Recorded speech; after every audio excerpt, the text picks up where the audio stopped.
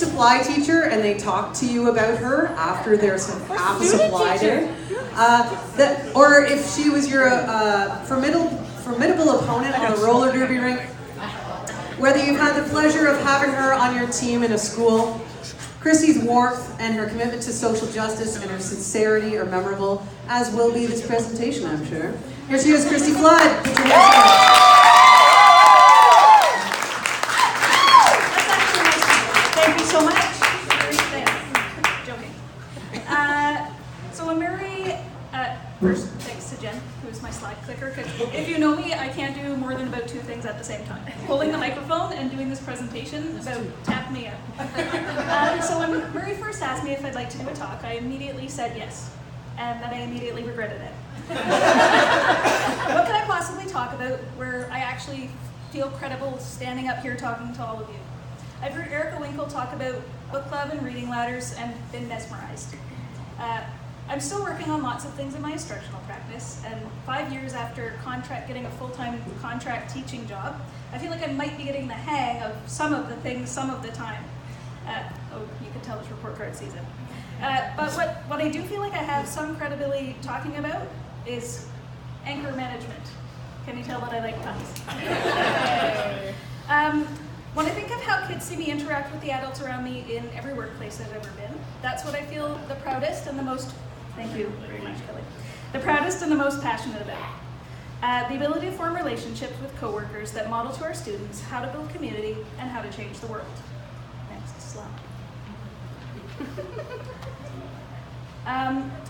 So before I actually start, I'd like you to take a look around, and anybody who is wearing one of my super fancy dollar store necklaces is somebody who's made a huge impact on my teaching life. Yeah, Already has made double the impact of anybody else in this room, FYI. They have pushed me, encouraged me, given me bits of their expertise, provided more than the dictionary definition of that word, advising, inspiring, and teaching me. They've been my anchors, and they're a vital part of why this job can be so glorious. So really my talk is a love note to you all. My thoughts as to why finding and maintaining these anchors in our lives as models makes us the educators that we are. Next slide. My anchors have also inspired me to both think and do, showing and reminding me through conversation and by example that both thought without action and action without thought are limited in their effectiveness, that true change and results come from combining words with actions. We all can and should seek out anchors and be anchors to others, because who doesn't need support and stability? We all have some to share, whether we know it or not, whether we feel like we deserve to be up here or not. Any one of you could be up here in place of me. Marie just knew I would say yes. If your students are being inspired by someone who has the same supports and stability, they have a much better chance of being inspired themselves at their job of being a student. Oh, you're good, Griffin. Maybe you came here alone tonight, flying solo to learn something new or watch a friend speak. Thank you, that table. Or maybe you just needed to get away from your report cards. Or your children at home. Or your spouse. Anything else? It's open mic night. Maybe you came here with your work spouse or your work posse or your work group. That's me and Crystal Harris, who is under the weather and not here tonight. And when people show up to an event like this, it's a chance to find new anchors. Everybody here is ready to take a chance, learn something new, remember something old, and feel connected to other people. And that's what an anchor does, makes us feel that connection to our work in a more personal way than this is the thing that I do to make money to survive. Guy that put this quote in his writing, is he still here? No, Nick's not here. I almost cried back there when this was also in his, because I think it's a really fitting quote for what almost everybody is talking about. Like, that's why we are here. We're committed people, committed to changing the world. So indeed, these connections provide us with the ability to affect change. An anchor allows us to vent, tell a funny story, use the bathroom after yard duty, and I truly believe that these relationships are strengthened when we tell these people what they mean to us. Now, if you know me, you know that I'm a little bit more exuberant than most people, and expressing how much I love you if I love you.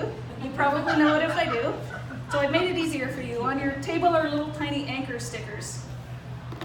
So please feel free to take them and give them to somebody that makes your workplace a fun place to go, an okay place to go, a meaningful place to go. Seth has them all.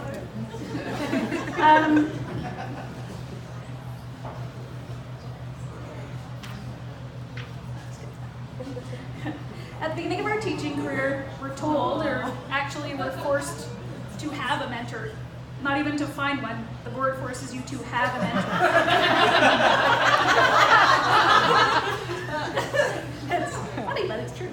After a couple of years, it's assumed that you found your own way and can make it, do it, think it all on your own. To me, this is a misrepresentation of the fact that we still need these anchors. It sets up the assumption that you should be able to do this job without constant questioning, reframing, and chatter between you and your flotilla.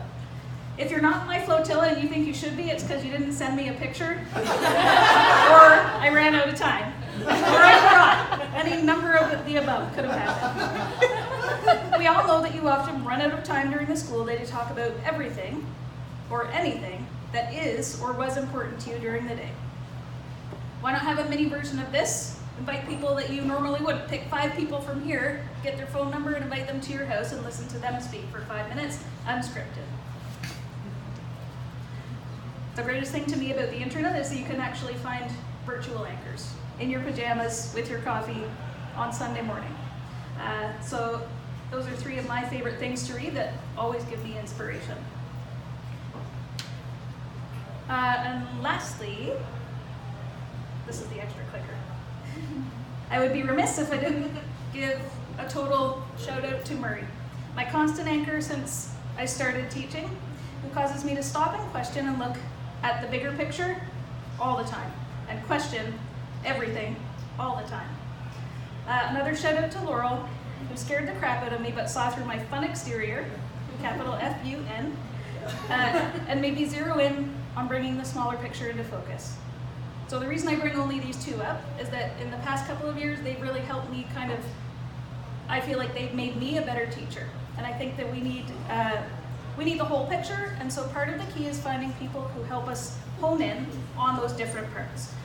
I love those 2, but they do 2 totally separate things for me as anchors. This is a bit of a non sequitur, okay? I love that the definition of these 2 words ends up being to fill someone with the urge or ability to do or feel something while giving intellectual, moral, or social instruction. Because that's really what I think our jobs are, as anybody. As teachers, if you are here for some other reason, I really think that that is one of the best things you can do. Oh, hi, Heather. So, I'm out of time, because Kelly is strict, but I'm not out of ideas. So, before I go, my last idea, which I kind of stole from Murray at the Rio Heights Christmas party, is this. That if you click, does something happen? Yeah. Okay. Taking off on like 100 Women Who Care, or in awesome Kingston, Murray put the little seed in my head that if 100 teachers, Laurel, I know you told me not to say teachers, but that is mostly who I'm speaking to, got together and gave $100 in 1 year, we would have $10,000 to give away to inspire people that wouldn't necessarily have all of the same learning outcome expectations as lots of the micro grants that you can get. So, also on the table you will find teeny tiny little strips of paper with my email on it. If you would like to email me, oh come on, boy. I'm not sending you any money for it. My treasurer is Robert Lloyd. Good show. No, but email me. We'll set up a Google group and then see what happens from there. You never know. Great. Murray wrote the last line of my speech. Thank you very much.